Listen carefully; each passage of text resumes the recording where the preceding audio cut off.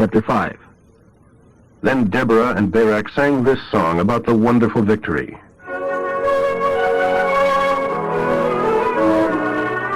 Praise the Lord! Israel's leaders bravely led. The people gladly followed. Yes, bless the Lord. Listen, O you kings and princes, for I shall sing about the Lord, the God of Israel. When you led us out from Seir, out across the fields of Edom, the earth trembled, and the sky poured down its rain. Yes, even Mount Sinai quaked at the presence of the God of Israel. In the days of Shamgar and of Jael, the main roads were deserted. Travelers used the narrow, crooked side paths. Israel's population dwindled until Deborah became a mother to Israel. When Israel chose new gods, everything collapsed. Our masters would not let us have a shield or spear. Among 40,000 men of Israel, not a weapon could be found. How I rejoice in the leaders of Israel, who offered themselves so willingly.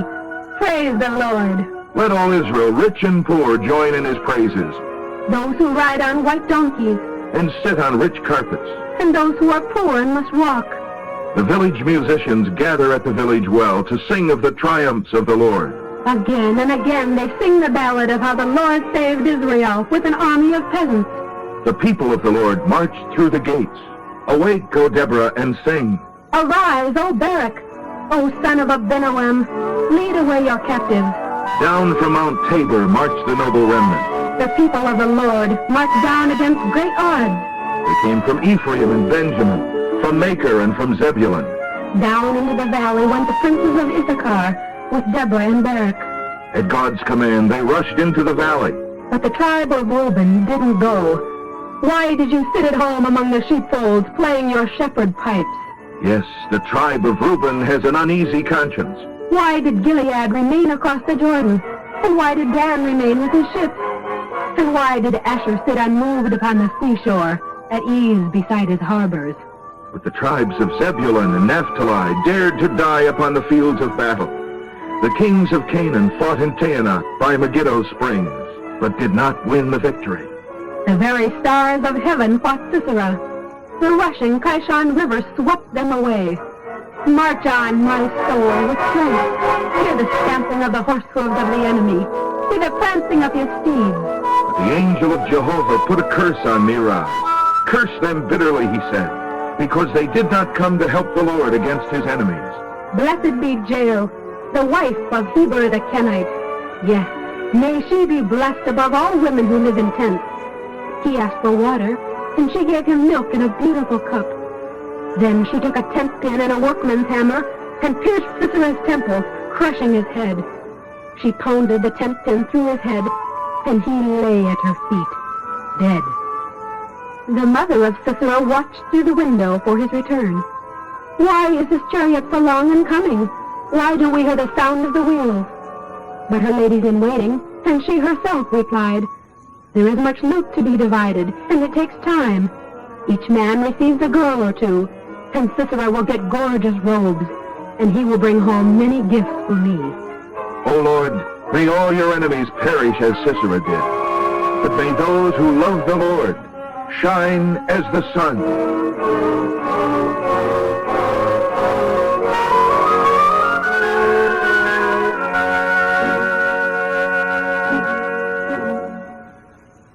After that, there was peace in the land for 40 years.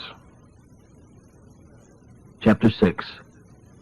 Then the people of Israel began once again to worship other gods, and once again the Lord let their enemies harass them. This time it was by the people of Midian for 7 years. The Midianites were so cruel that the Israelis took to the mountains, living in caves and dens. When they planted their seed, marauders from Midian, Amalek, and other neighboring nations came and destroyed their crops and plundered the countryside as far away as Gaza, leaving nothing to eat, and taking away all their sheep, oxen, and donkeys. These enemy hordes arrived on droves of camels too numerous to count, and stayed until the land was completely stripped and devastated. So Israel was reduced to abject poverty because of the Midianites. Then at last the people of Israel began to cry out to the Lord for help. However, the Lord's reply through the prophet he sent to them was this: The Lord God of Israel brought you out of slavery in Egypt, and rescued you from the Egyptians and from all who were cruel to you. and drove out your enemies from before you and gave you their land. He told you that he is the Lord your God, and that you must not worship the gods of the Amorites who live around you on every side. But you have not listened to him. But one day the angel of the Lord came and sat beneath the oak tree at Ophrah, on the farm of Joash the Abiezrite. Joash's son Gideon had been threshing wheat by hand in the bottom of a grape press, a pit where grapes were pressed to make wine, for he was hiding from the Midianites. The angel of the Lord appeared to him and said, "Mighty soldier, the Lord is with you." Gideon replied, "Stranger, if the Lord is with us, why has all this happened to us? And where are all the miracles our ancestors have told us about, such as when God brought them out of Egypt? Now the Lord has thrown us away and has let the Midianites completely ruin us." Then the Lord turned to him and said, "I will make you strong. Go and save Israel from the Midianites. I am sending you." But Gideon replied, "Sir, how can I save Israel? My family is the poorest in the whole tribe of Manasseh, and I am the least thought of in the entire family." Whereupon the Lord said to him, "But I, Jehovah, will be with you, and you shall quickly destroy the Midianite hordes." If it is really true that you are going to help me like that, then do some miracle to prove it. Prove that it is really Jehovah who is talking to me. But stay here until I go and get a present for you." All right. I'll stay here until you return. Gideon hurried home and roasted a young goat and baked some unleavened bread from a bushel of flour. Then, carrying the meat in a basket and broth in a pot, he took it out to the angel who was beneath the oak tree and presented it to him. The angel said to him, Place the meat and the bread upon that rock over there, and pour the broth over it. When Gideon had followed these instructions, the angel touched the meat and bread with his staff, and fire flamed up from the rock and consumed them. And suddenly the angel was gone. When Gideon realized that it had indeed been the angel of the Lord, he cried out, "Alas, O Lord God, for I have seen the angel of the Lord face to face." "It's all right," the Lord replied. "Don't be afraid. You shall not die." And Gideon built an altar there and named it the Altar of Peace with Jehovah. The altar is still there in Ophrah, in the land of the Abiezrites. That night, the Lord told Gideon to hitch his father's best ox to the family altar of Baal and pull it down, and to cut down the wooden idol of the goddess Asherah that stood nearby. Replace it with an altar for the Lord your God, built here on this hill, laying the stones carefully. Then sacrifice the ox as a burnt offering to the Lord, using the wooden idol as wood for the fire on the altar. So Gideon took 10 of his servants, and did as the Lord had commanded. But he did it at night, for fear of the other members of his father's household, and for fear of the men of the city, for he knew what would happen if they found out who did it. Early the next morning, as the city began to stir, someone discovered that the altar of Baal was knocked apart. The idol beside it was gone, and a new altar had been built instead, with the remains of a sacrifice on it. Who did this? Bring out your son! He must die for insulting the altar of Baal and for cutting down the Asherah idol. Does Baal need your help? What an insult to a god! You are the ones who should die for insulting Baal. If Baal is really a god, let him take care of himself and destroy the one who broke apart his altar. From then on, Gideon was called Jerubbaal, a nickname meaning, "Let Baal take care of himself." Soon afterward, the armies of Midian, Amalek, and other neighboring nations united in one vast alliance against Israel. They crossed the Jordan and camped in the valley of Jezreel. Then the Spirit of the Lord came upon Gideon, and he blew a trumpet as a call to arms, and the men of Abiezer came to him. He also sent messengers throughout Manasseh, Asher, Zebulun, and Naphtali, summoning their fighting forces, and all of them responded. Then Gideon said to God, If you are really going to use me to save Israel as you promised, prove it to me in this way. I'll put some wool on the threshing floor tonight, and if in the morning the fleece is wet and the ground is dry, I will know you are going to help me. And it happened, just that way. When he got up the next morning, he pressed the fleece together and wrung out a whole bowl full of water. Then Gideon said to the Lord, Please don't be angry with me, but let me make one more test. This time, let the fleece remain dry while the ground around it is wet. So the Lord did as he asked.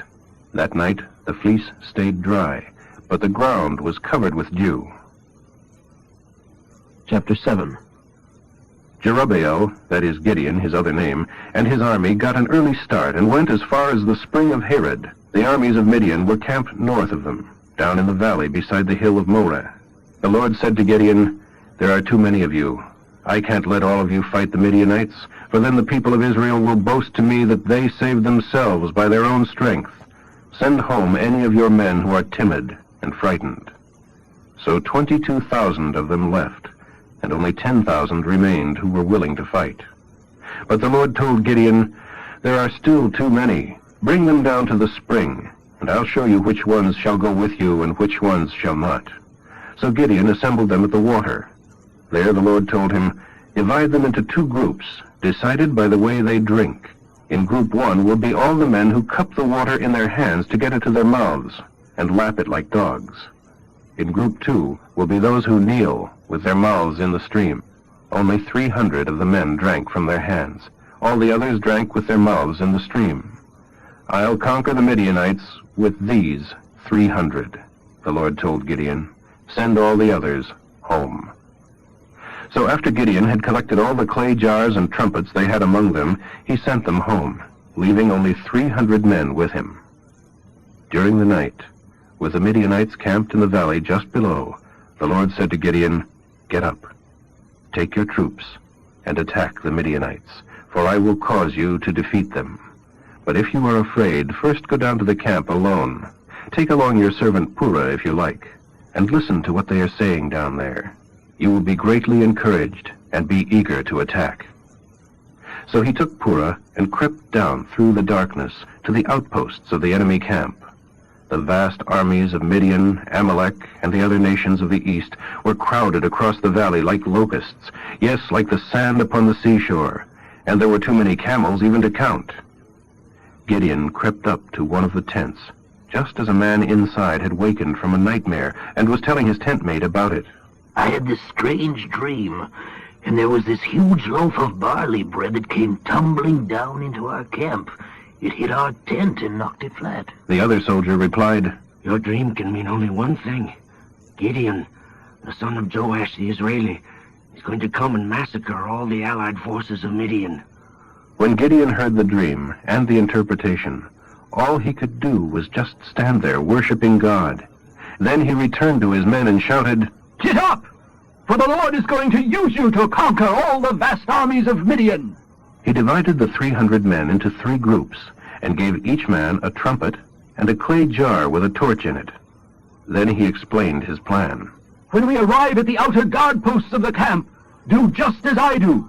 As soon as I and the men in my group blow our trumpets, you blow yours on all sides of the camp and shout, 'We fight for God and for Gideon!'" It was just after midnight and the change of guards when Gideon and the 100 men with him crept to the outer edge of the camp of Midian. Suddenly they blew their trumpets and broke their clay jars so that their torches blazed into the night. Then the other 200 of his men did the same, blowing the trumpets in their right hands and holding the flaming torches in their left hands and yelling, "For the Lord and for Gideon!"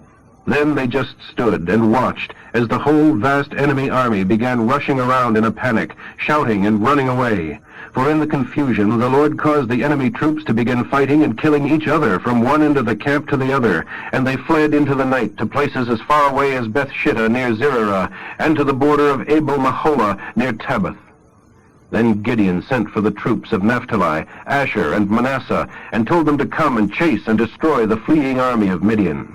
Gideon also sent messengers throughout the hill country of Ephraim, summoning troops who seized the fords of the Jordan River at Beth-barah, thus preventing the Midianites from escaping by going across.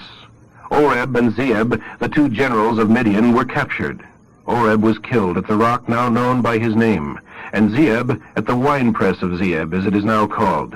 And the Israelis took the heads of Oreb and Zeeb across the Jordan to Gideon. Chapter 8. But the tribal leaders of Ephraim were violently angry with Gideon. "Why didn't you send for us when you first went out to fight the Midianites?" they demanded, but Gideon replied, "God let you capture Oreb and Zeeb, the generals of the army of Midian. What have I done in comparison with that? Your actions at the end of the battle were more important than ours at the beginning." So they calmed down. Gideon now crossed the Jordan River with his 300 men. They were very tired, but still chasing the enemy. He asked the men of Succoth for food. "We are weary from chasing after Zebah and Zalmunna, the kings of Midian." But the leaders of Succoth replied, You haven't caught them yet. "If we feed you and you fail, they'll return and destroy us." Then Gideon warned them, "When the Lord has delivered them to us, I will return and tear your flesh with the thorns and briars of the wilderness." Then he went up to Penuel and asked for food there, but got the same answer. And he said to them also, "When this is all over, I will return and break down this tower." By this time King Zebah and King Zalmunna, with a remnant of 15,000 troops, were in Karkor. That was all that was left of the allied armies of the east, for 120,000 had already been killed. Then Gideon circled around by the caravan route east of Nobah and Jogbehah, striking at the Midianite army in surprise raids. The two kings fled, but Gideon chased and captured them, routing their entire force. Later, Gideon returned by way of Heres Pass. There he captured a young fellow from Succoth and demanded that he write down the names of all the 77 political and religious leaders of the city. He then returned to Succoth. "You taunted me that I would never catch King Zebah and King Zalmunna, and you refused to give us food when we were tired and hungry. Well, here they are." Then he took the leaders of the city and scraped them to death with wild thorns and briars. He also went to Penuel and knocked down the city tower and killed the entire male population. Then Gideon asked King Zebah and King Zalmunna, "The men you killed at Tabor, what were they like?" They were dressed just like you, like sons of kings. "They must have been my brothers. I swear that if you hadn't killed them, I wouldn't kill you." Then, turning to Jether, his oldest son, he instructed him to kill them. But the boy was only a lad and was afraid to. Then Zebah and Zalmunna said to Gideon, You do it. We'd rather be killed by a man. So Gideon killed them, and took the ornaments from their camels' necks. Now the men of Israel said to Gideon, Be our king! You and your sons and all your descendants shall be our rulers! For you have saved us from Midian! Be our king! "I will not be your king, nor shall my son. The Lord is your king. However, I have one request. Give me all the earrings collected from your foreign foes." For the troops of Midian, being Ishmaelites, all wore golden earrings. Gladly! They replied, and spread out a sheet for everyone to throw in the gold earrings he had gathered. Their value was estimated at $25,000, not including the crescents and pendants, or the royal clothing of the kings, or the chains around the camels' necks. Gideon made an ephod from the gold and put it in Ophrah, his hometown. But all Israel soon began worshiping it, so it became an evil deed that Gideon and his family did. That is the true account of how Midian was subdued by Israel. Midian never recovered, and the land was at peace for 40 years, all during Gideon's lifetime. He returned home and eventually had 70 sons, for he married many wives. He also had a concubine in Shechem, who presented him with a son named Abimelech. Gideon finally died, an old man, and was buried in the sepulchre of his father Joash in Ophrah, in the land of the Abiezrites. But as soon as Gideon was dead, the Israelis began to worship the idols Baal and Baal-berith. They no longer considered the Lord as their God, though he had rescued them from all their enemies on every side. Nor did they show any kindness to the family of Gideon, despite all he had done for them. Chapter 9. One day Gideon's son Abimelech visited his uncles, his mother's brothers, in Shechem. He requested, Go and talk to the leaders of Shechem, and ask them whether they want to be ruled by 70 kings, Gideon's 70 sons, or by one man, meaning me, your own flesh and blood. So his uncles went to the leaders of the city and proposed Abimelech's scheme, and they decided that since his mother was a native of their town, they would go along with it. They gave him money from the temple offerings of the idol Baal-berith, which he used to hire some worthless loafers who agreed to do whatever he told them to. He took them to his father's home at Ophrah, and there, upon one stone, they slaughtered all 70 of his half-brothers, except for the youngest, Jotham, who escaped and hid. Then the citizens of Shechem and Beth Millo called a meeting under the oak beside the garrison at Shechem, and Abimelech was acclaimed king of Israel. When Jotham heard about this, he stood at the top of Mount Gerizim and shouted across to the men of Shechem, "If you want God's blessing, listen to me. Once upon a time, the trees decided to elect a king. First, they asked the olive tree, but it refused. Should I quit producing the olive oil that blesses God and man just to wave to and fro over the other trees, it asked. Then they said to the fig tree, "You be our king." But the fig tree also refused. Should I quit producing sweetness and fruit just to lift my head above all the other trees, it asked. Then they said to the grapevine, "You reign over us." But the grapevine replied, "Shall I quit producing the wine that cheers both God and man just to be mightier than all the other trees?" Then all the trees finally turned to the thorn bush. "You be our king," they exclaimed. And the thorn bush replied, "If you really want me, come and humble yourselves beneath my shade. If you refuse, let fire flame forth from me and burn down the great cedars of Lebanon. Now make sure that you have done the right thing in making Abimelech your king, that you have done right by Gideon and all of his descendants, for my father fought for you and risked his life and delivered you from the Midianites. Yet you have revolted against him and killed his 70 sons upon one stone. And now you have chosen his slave girl's son, Abimelech, to be your king just because he is your relative. If you are sure that you have done right by Gideon and his descendants, then may you and Abimelech have a long and happy life together. But if you have not been fair to Gideon, then may Abimelech destroy the citizens of Shechem and Beth Millo, and may they destroy Abimelech." Then Jotham escaped and lived in Beer for fear of his brother Abimelech. 3 years later, God stirred up trouble between King Abimelech and the citizens of Shechem, and they revolted. In the events that followed, both Abimelech and the citizens of Shechem who aided him in butchering Gideon's 70 sons were given their just punishment for these murders. For the men of Shechem set an ambush for Abimelech along the trail at the top of the mountain. While they were waiting for him to come along, they robbed everyone else who passed that way. But someone warned Abimelech about their plot. At that time, Gaal, the son of Ebed, moved to Shechem with his brothers, and he became one of the leading citizens.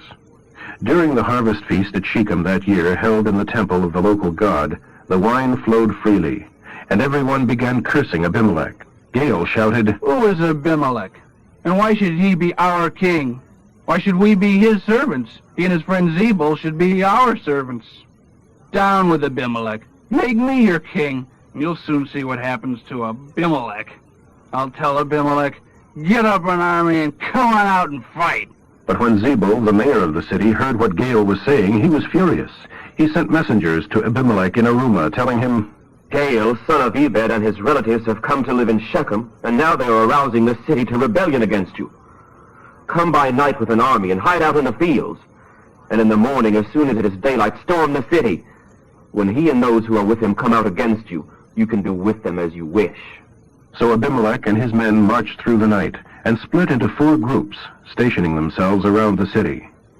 The next morning, as Gaal sat in the city gates discussing various issues with the local leaders, Abimelech and his men began their march upon the city. When Gaal saw them, he exclaimed to Zebul, "Look, over at that mountain.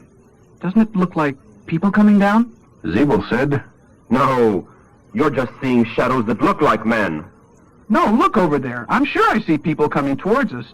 And look, there are others coming along the road past the oak of Meonanim." Then Zebul turned on him triumphantly. "Now where is that big mouth of yours? Who was it who said, 'Who is Abimelech, and why should he be our king?' The men you taunted and cursed are right outside the city. Go on out and fight."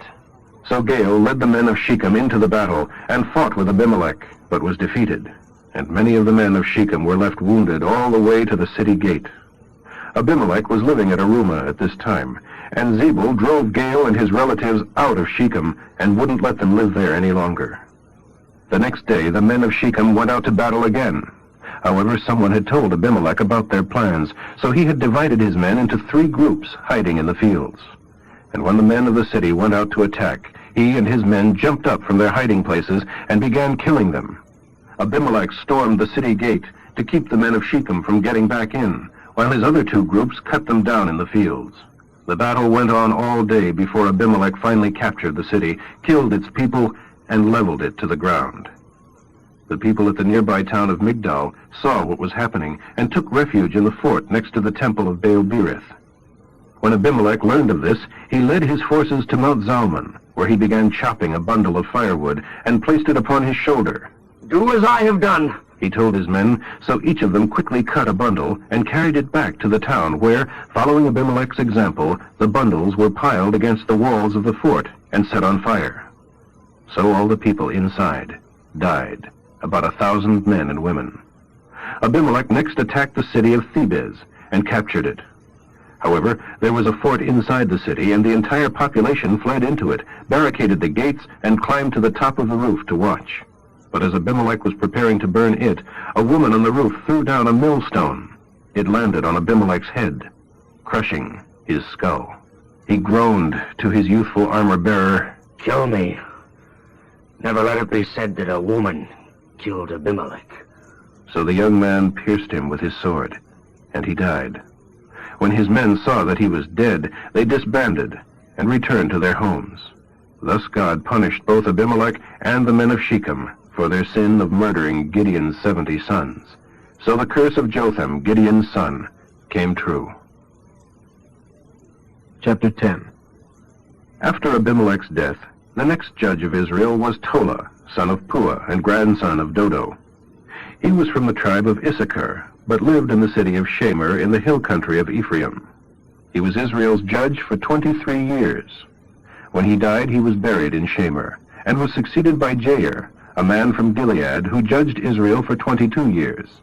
His 30 sons rode around together on 30 donkeys, and they owned 30 cities in the land of Gilead, which are still called the cities of Jair. When Jair died, he was buried at Keman.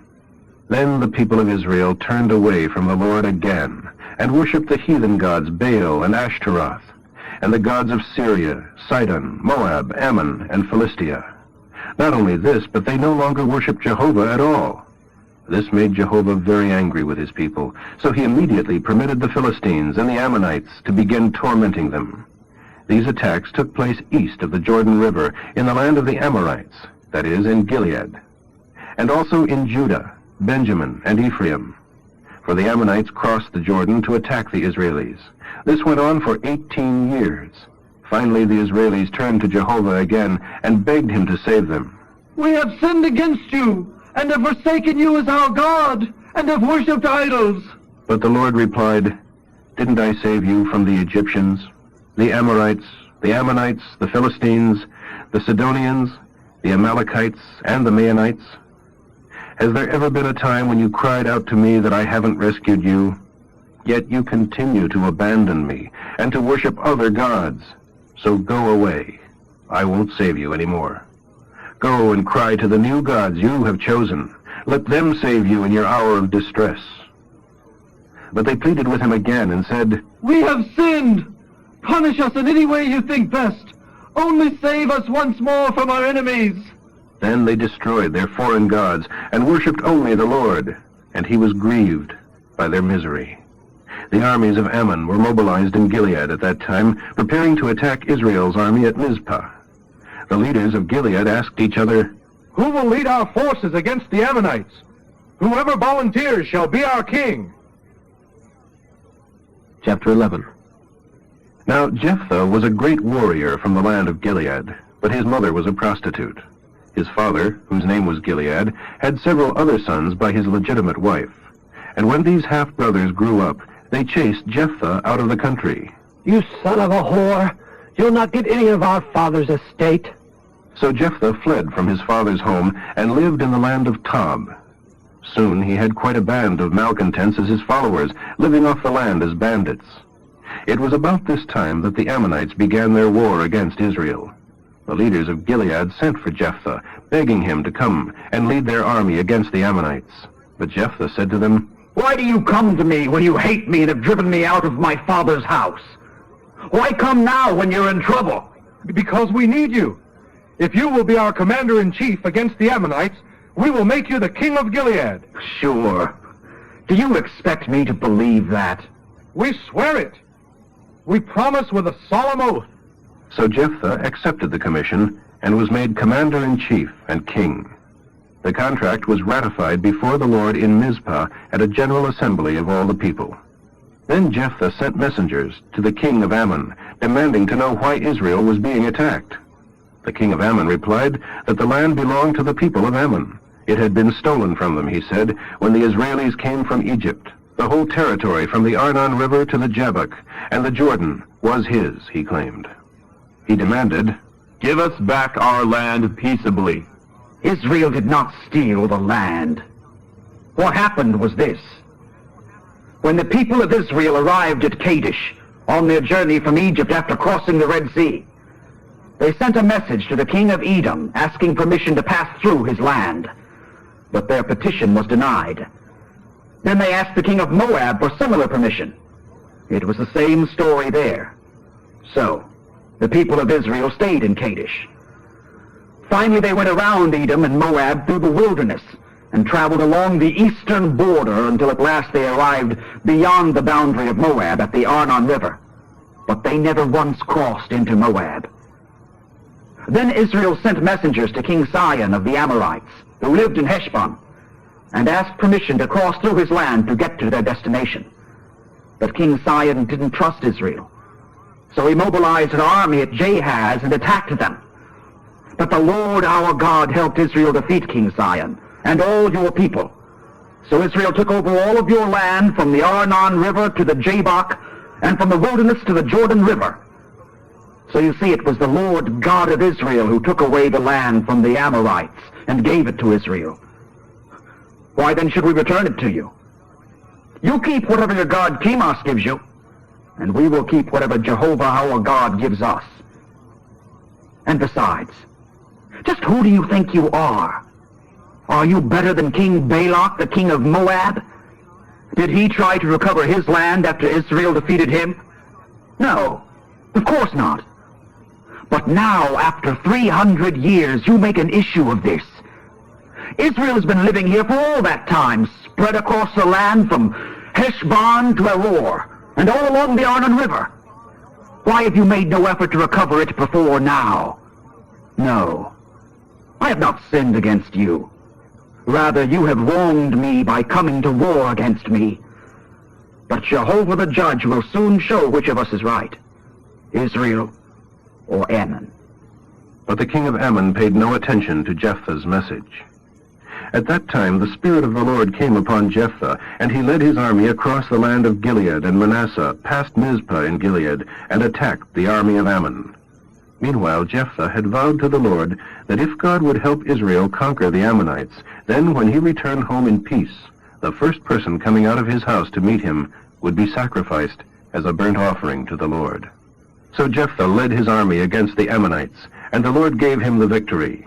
He destroyed the Ammonites with a terrible slaughter, all the way from Aroer to Minnith, including 20 cities, and as far away as Vineyard Meadow. Thus the Ammonites were subdued by the people of Israel.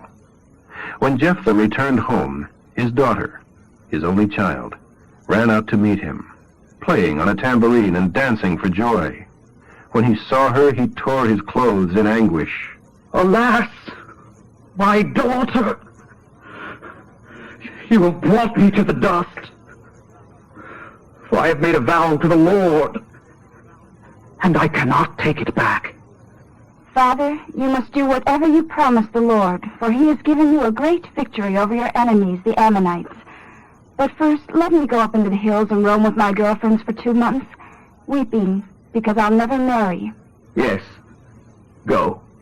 And so she did, bewailing her fate with her friends for 2 months. Then she returned to her father, who did as he had vowed. So she was never married, and after that it became a custom in Israel that the young girls went away for 4 days each year to lament the fate of Jephthah's daughter. Chapter 12. Then the tribe of Ephraim mobilized its army at Zaphon and sent this message to Jephthah. Why didn't you call for us to help you fight against Ammon? We are going to burn down your house with you in it. I summoned you, but you refused to come. You failed to help us in our time of need. So I risked my life and went to battle without you. And the Lord helped me to conquer the enemy. Is that anything for you to fight us about? Then Jephthah, furious at the taunt of Ephraim that the men of Gilead were mere outcasts and the scum of the earth, mobilized his army and attacked the army of Ephraim. He captured the fords of the Jordan behind the army of Ephraim, and whenever a fugitive from Ephraim tried to cross the river, the Gilead guards challenged him. Are you a member of the tribe of Ephraim? They asked. If the man replied that he was not, then they demanded, Say Shibboleth. But if he couldn't pronounce the H and said Sibboleth instead of Shibboleth, he was dragged away and killed. So 42,000 people of Ephraim died there at that time. Jephthah was Israel's judge for 6 years. At his death he was buried in one of the cities of Gilead. The next judge was Ibzan, who lived in Bethlehem. He had 30 sons and 30 daughters. He married his daughters to men outside his clan, and brought in 30 girls to marry his sons. He judged Israel for 7 years before he died, and was buried at Bethlehem. The next judge was Elon from Zebulun. He judged Israel for 10 years, and was buried at Aijalon in Zebulun. Next was Abdon, son of Hillel, from Pirathon. He had 40 sons and 30 grandsons, who rode on 70 donkeys. He was Israel's judge for 8 years. Then he died and was buried in Pirathon, in Ephraim, in the hill country of the Amalekites. Chapter 13. Once again, Israel sinned by worshipping other gods. So the Lord let them be conquered by the Philistines, who kept them in subjection for 40 years. Then one day the angel of the Lord appeared to the wife of Manoah of the tribe of Dan, who lived in the city of Zorah. She had no children, but the angel said to her, Even though you have been barren for so long, you will soon conceive and have a son. Don't drink any wine or beer, and don't eat any food that isn't kosher. Your son's hair must never be cut, for he shall be a Nazirite, a special servant of God from the time of his birth, and he will begin to rescue Israel from the Philistines. The woman ran and told her husband, A man from God appeared to me, and I think he must be the angel of the Lord, for he was almost too glorious to look at. I didn't ask where he was from, and he didn't tell me his name. But he told me, You are going to have a baby boy. And he told me not to drink any wine or beer, and not to eat food that isn't kosher, for the baby is going to be a Nazirite. He will be dedicated to God from the moment of his birth until the day of his death. Then Manoah prayed, O Lord, please let the man from God come back to us again and give us more instructions about the child you are going to give us. The Lord answered his prayer, and the angel of God appeared once again to his wife as she was sitting in the field. But again she was alone. Manoah was not with her. So she quickly ran and found her husband and told him, The same man is here again. Manoah ran back with his wife and asked, Are you the man who talked to my wife the other day? Yes, I am. So Manoah asked him, Can you give us any special instructions about how we should raise the baby after he is born? And the angel replied, Be sure that your wife follows the instructions I gave her. She must not eat grapes or raisins, or drink any wine or beer, or eat anything that isn't kosher. Then Manoah said to the angel, Please, stay here until we can get you something to eat. I'll stay, but I'll not eat anything. However, if you wish to bring something, bring an offering to sacrifice to the Lord. Manoah didn't yet realize that he was the angel of the Lord. Then Manoah asked him for his name. When all this comes true and the baby is born, we will certainly want to tell everyone that you predicted it. Don't even ask my name, for it is a secret. Then Manoah took a young goat and a grain offering, and offered it as a sacrifice to the Lord. And the angel did a strange and wonderful thing, for as the flames from the altar were leaping up toward the sky, and as Manoah and his wife watched, the angel ascended in the fire. Manoah and his wife fell face downward to the ground, and that was the last they ever saw of him. It was then that Manoah finally realized that it had been the angel of the Lord. We will die, for we have seen God. If the Lord were going to kill us, he wouldn't have accepted our burnt offerings, and wouldn't have appeared to us and told us this wonderful thing, and done these miracles. When her son was born, they named him Samson, and the Lord blessed him as he grew up. and the Spirit of the Lord began to excite him whenever he visited parade grounds of the army of the tribe of Dan, located between the cities of Zorah and Eshtaol. Chapter 14. One day when Samson was in Timnah, he noticed a certain Philistine girl, and when he got home he told his father and mother that he wanted to marry her. They objected strenuously. Why don't you marry a Jewish girl? Why must you go and get a wife from these heathen Philistines? Isn't there one girl among all the people of Israel you could marry? But Samson told his father, She is the one I want. Get her for me. His father and mother didn't realize that the Lord was behind the request, for God was setting a trap for the Philistines, who at that time were the rulers of Israel. As Samson and his parents were going to Timnah, a young lion attacked Samson in the vineyards on the outskirts of the town. At that moment the Spirit of the Lord came mightily upon him, and since he had no weapon, he ripped the lion's jaws apart, and did it as easily as though it were a young goat. But he didn't tell his father or mother about it. Upon arriving at Timnah, he talked with the girl and found her to be just what he wanted, so the arrangements were made. When he returned for the wedding, he turned off the path to look at the carcass of the lion, and he found a swarm of bees in it and some honey. He took some of the honey with him, eating as he went, and gave some of it to his father and mother, but he didn't tell them where he had gotten it. As his father was making final arrangements for the marriage, Samson threw a party for 30 young men of the village, as was the custom of the day. When Samson asked if they would like to hear a riddle, they replied that they would. If you solve my riddle during these 7 days of the celebration, I'll give you 30 plain robes and 30 fancy robes. But if you can't solve it, then you must give the robes to me. All right. Let's hear it. This was his riddle. Food came out of the eater, and sweetness from the strong. 3 days later, they were still trying to figure it out. On the 4th day, they said to his new wife, Get the answer from your husband, or we'll burn down your father's house with you in it. Were we invited to this party just to make us poor? So Samson's wife broke down in tears before him and said, You don't love me at all. You hate me. For you've told a riddle to my people and haven't told me the answer. I haven't even told it to my father or mother. Why should I tell you? So she cried whenever she was with him and kept it up for the remainder of the celebration. At last, on the 7th day, he told her the answer, and she, of course, gave the answer to the young men. So before sunset on the 7th day, they gave him their reply. What is sweeter than honey, and what is stronger than a lion? If you hadn't plowed with my heifer, you wouldn't have found the answer to my riddle. Then the Spirit of the Lord came upon him, and he went to the city of Ashkelon, killed 30 men, took their clothing, and gave it to the young men who had told him the answer to his riddle. But he was furious about it, and abandoned his wife, and went back home to live with his father and mother. So his wife was married instead to the fellow who had been best man at Samson's wedding. Chapter 15. Later on, during the wheat harvest, Samson took a young goat as a present to his wife, intending to sleep with her. But her father wouldn't let him in. He explained, I really thought you hated her, so I married her to your best man. But look, her sister is prettier than she is.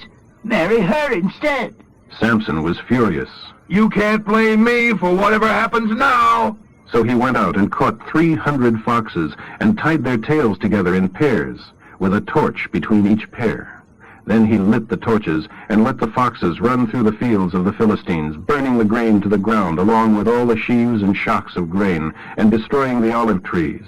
Who did this? The Philistines demanded. Samson, because his wife's father gave her to another man. So the Philistines came and got the girl and her father and burned them alive. Now my vengeance will strike again, Samson vowed, so he attacked them with great fury and killed many of them. Then he went to live in a cave in the rock of Etam. The Philistines in turn sent a huge posse into Judah and raided Lehi.